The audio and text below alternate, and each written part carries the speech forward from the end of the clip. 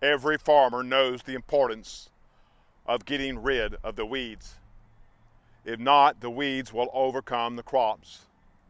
In Matthew 13, Jesus shares the parable of the weeds. The kingdom of heaven is like a man who sowed good seed in his field. But while everyone was sleeping, his enemy came and sowed weeds among the wheat and went away. While many believe this to be a parable of God's judgment, I believe this is God making one aware of the weeds of life. How do we deal with those pesky, irritating, itchy weeds? To the point, how do we get rid of the weeds in our life? Keep in mind, God has created you for a purpose. You're not to be a pesky, irritating, itchy weed. That's no fun. Weeds grow without any effort on our part. No one goes out and plants a weed. Weeds often appear suddenly and out of nowhere. Beware of anything in life that requires no commitment, no effort. You're probably dealing with a weed.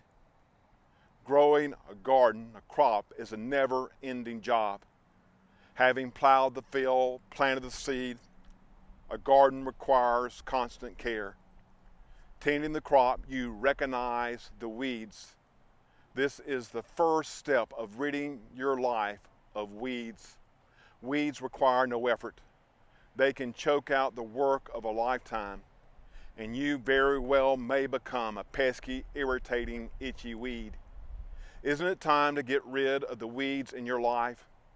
God is the farmer who scatters the seed, and yet the enemy comes and sows weeds. How do we get rid of the weeds in our own life? 1, we recognize the weeds, and 2, we live above the weeds. Placing our life in Christ, we invest in God's plan for our lives.